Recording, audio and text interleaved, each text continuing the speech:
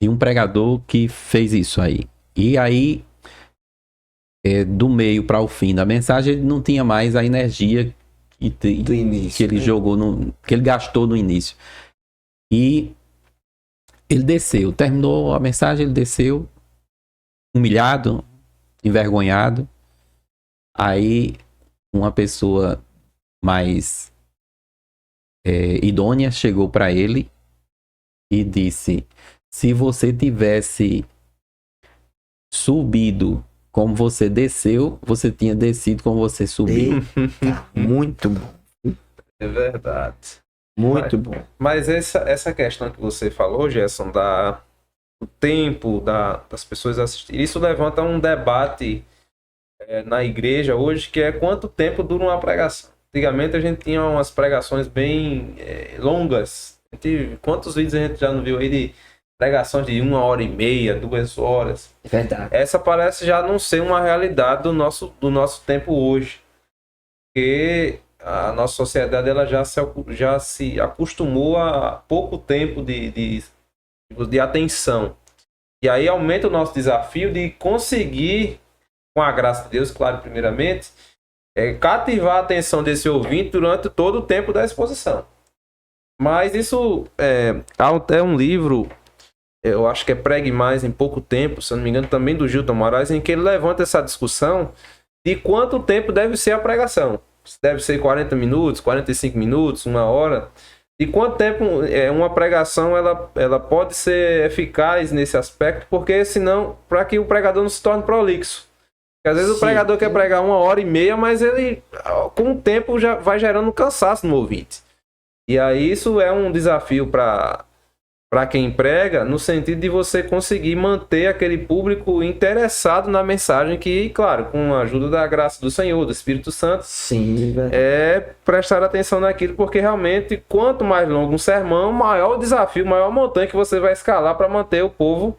E aí, às vezes, como as pessoas às vezes não conseguem isso, aí parte para os artifícios, né? De sustentação da plateia, né? De você conseguir manipular e etc. Mas o pregador bíblico, realmente, ele precisa pedir orientação ao Senhor e graça para que ele possa manter aquele povo atento, né? Até o apóstolo Paulo mesmo fez a vigília, o rapaz que estava na janela caiu. Eu que o diga, porque né? diz o texto que Paulo se alongou no seu discurso. Então, às vezes, o pregador também se alonga um pouco no discurso e aí o povo se cansa, realmente. Ele vai lá, ora por ele, leva o rapaz lá pra cima e depois vai ter Santa Ceia até o dia mais E ele continua, faz uma vigília. Ali é a primeira, acho que é a primeira vigília do Novo Testamento, é lá. Bom, então a gente já entra aí nessa questão daquilo que deve auxiliar a pregação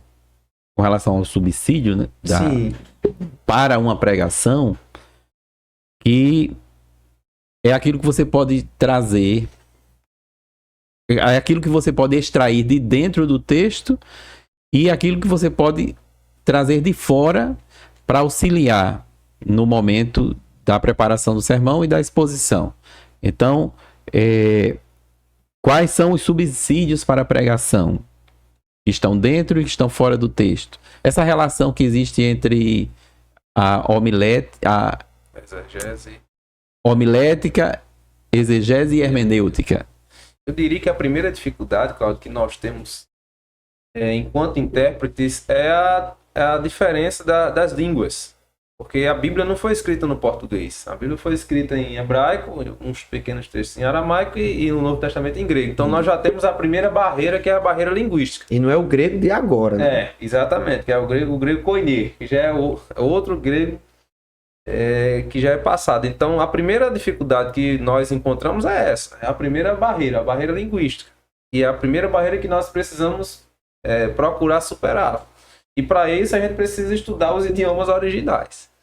Então, quem estuda a Bíblia precisa dedicar-se um pouco, eu diria muito, um pouco muito no estudo das línguas originais. Eu sei que não é fácil, né? Porque é diferente, o alfabeto é diferente, a escrita é diferente.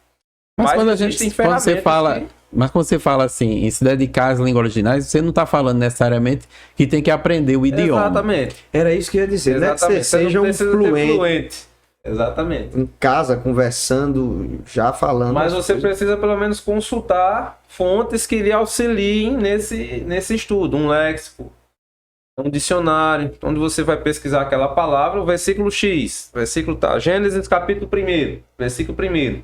O princípio que eu dei é a terra. Então você vai para um dicionário do hebraico e vai procurar qual é a palavra que está lá, o que aquela palavra significa. E aí você vai fazer um estudo pormenorizado daquele texto no âmbito das línguas originais. Então, Venceria esse primeiro desafio linguístico. desafio, né? Auxiliado com um bom comentário bíblico, Exatamente. que é muito importante para o estudo. Antigamente, eu era aconselhado a não procurar esses subsídios, considerados subsídios externos, porque somente a Bíblia era suficiente, né? E era interpretado aquela frase da hermenêutica que diz: a Bíblia interpreta a própria Bíblia. Então alguns diziam: não, Gerson, você não é para estar procurando comentário bíblico, porque a Bíblia interpreta a própria Bíblia. Mas a Bíblia interpreta a própria Bíblia não significa que você não possa escutar uma explicação para que você melhor, né, tenha uma boa elucidação daquele questão, daquele problema.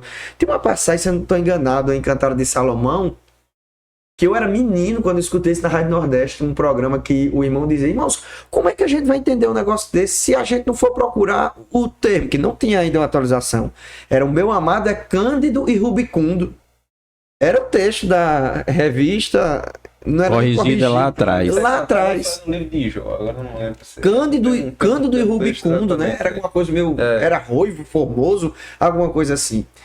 Então essa mentalidade está mudando, né? Você tem esses auxílios agora, livros, comentários bíblicos. Nós temos agora a facilidade, nessa que Vitor falou, de você colocar como é que é a pronúncia disso aqui. O Google, ele tem essa ferramenta de ler para você no grego, né? E lhe dá o som da palavra. Som, né? A fonética, assim chama. Fonética. Da palavra. Isso é muito importante. Agora, essa frase de que a Bíblia interpreta a própria Bíblia, ela não está excluindo aquilo que permite que haja essa interpretação dela por ela mesma. Como? Questão de linguística, questão de antropologia, questão de cultura, né? Questão de costumes, exatamente. Questão de geografia. Todos esses conhecimentos da Bíblia é que fazem com que a Bíblia interprete a própria Bíblia. Perfeitamente. Não é simplesmente leu o versículo ali na língua portuguesa e acabou. Porque o ouvinte original, o leitor original, ele compreendia o que o escritor estava falando. Porque ele vivia na mesma época, nas mesmas condições que o escritor escreveu aquele livro. Mas nós não. Nós vivemos em outra realidade. Então eu gosto muito daquele livro Interpretação Bíblica, do Roy Zuck, que ele fala de transpor os abismos. O abismo cultural, o abismo econômico, o abismo social, o abismo temporal. Você já falou isso? Né? Porque existem coisas que são diferentes, muito diferentes. As moedas, as roupas. Vitor, e o caso de Abraão, que Deus chama Abraão e diz: Abraão, eu sou o seu grandiosíssimo galardão. Agora eu quero que você pegue os animais e parta em 2. Exato. E você faça um corredor. Você está lendo aquilo ali? Sim, aí. Abraão parte os animais, faz um corredor e chega à escuridão e Abraão fica enxotando as aves de rapina e nada acontece. Você lê aquilo ali, eu já ouvi pregadores pregando assim: quantos animais ele tinha? Acho que eram 6. Quanto ficou? 12. Então, se você sacrificar, Deus vai multiplicar. Alguém entendeu? Mas quando você vai usar as ferramentas históricas, você vai perceber que Deus estava mandando Abraão fazer uma cerimônia de contrato, de pacto, um juramento. E quando você vai ler o texto, em Gênesis capítulo 15, vai ver que Abraão ele não entra no corredor do pacto de Berito, ou Beritu, né? Ele fica do lado de fora. E Abraão faz aquela cerimônia, para os irmãos que estão assistindo, naquele período, quando você queria fazer um contrato com alguém, uma aliança com alguém, você colocava aqueles animais, cada um pegava uma tocha de fogo e ia proclamando as cláusulas do contrato e dizendo, se eu não cumprir, que aconteça comigo, o que acontece com esses animais? Era um juramento. E aí Abraão, ele fica do lado de fora, mas a Bíblia diz que ao cair a escuridão, aparece uma tocha e uma chama de fogo, ou um fogareiro, e elas entram no meio, e Deus naquele dia fez uma aliança com Abraão. É quase unilateral, né? Porque Deus é quem dá toda a garantia que vai ser cumprido o contrato. Aí a gente entende, se Abraão não entrou, é porque era uma promessa, teve até uma aula agora sobre isso, não sobre o pacto, né, o Beritu, mas é uma promessa incondicional. Deus estava dizendo a Abraão que ele ia fazer com que, através de Abraão, todas as famílias da terra iam ser abençoadas. Agora, a gente precisa conhecer essas coisas. Isso aí é aquilo que nós chamamos de exegese, não é? Porque é você ir lá e extrair o que o ouvinte entendia? Sim, eu tenho uma frase que eu guardo do Gordon Fee, desse livro que Vitor está com ele. Por isso que ele estava encarando o livro, meu amigo. Estava pesquisando. Ele diz... Ele faz a relação entre hermenêutica e exegese, para entender o que é que diferencia uma coisa da outra. E ele usa a palavra lá e antigamente e aqui e atualmente. Então, exegese seria ir lá e antigamente. E a hermenêutica seria aqui e atualmente. Quer dizer, o que foi dito para eles lá? Em que contexto? Como eles entenderam? Qual era a cultura da época? Tudo isso que vocês exemplificaram. E a hermenêutica é como é que eu posso aplicar isso hoje? Como é que eu interpreto isso hoje? Qual é a relevância disso para hoje? Para mim, eu acho isso muito bonito. Eu acho que tem uma beleza extraordinária essa capacidade que Deus deixou para nós. Existe esse abismo é tão profundo porque nós somos ocidentais e a cultura é oriental da Bíblia.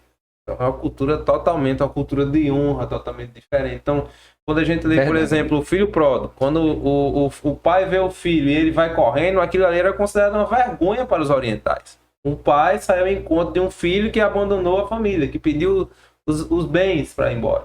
Então era quer dizer, caba besta ali, atrás de um filho. O texto, por exemplo, aquele que as pessoas veem Pedro e dizem, você andava com ele, porque você fala com ele. Muita gente interpreta como, porque falava igual Jesus, mas ali é porque Pedro era galileu, e os galileus, eles tinham é como o nordestino e o sulista, tem um sotaque, os regionalismos, e os galileus eram desprezados pelo seu modo de falar. Então, quando a pessoa diz, você é um deles, Pedro era um galileu, e eles desprezavam os galileus. Mas alguém entende como se ele tinha os mesmos... E ele realizou a maior parte do ministério dele na Galileia. Exato. Então, a gente precisa entender essas coisas para que possa fazer uma boa aplicação. Porque se você não faz uma boa exegese, a sua aplicação vai ser defeituosa. Verdade. Ela vai ser enganosa e até pode beirar uma heresia. E se você não fizer um bom entendimento daquele texto, uma boa exegese, uma boa compreensão do significado real, você vai ensinar errado. Você vai dizer algo que o texto que o autor original não quis falar daquilo. Vou falar de tal tema. Aí você pega um texto que não tem nada a ver com aquele tema. O escritor queria falar outra coisa. E aí vem o nosso desafio de pegar isso. Então, um bom léxico, você entender os gêneros textuais. Uma coisa muito importante.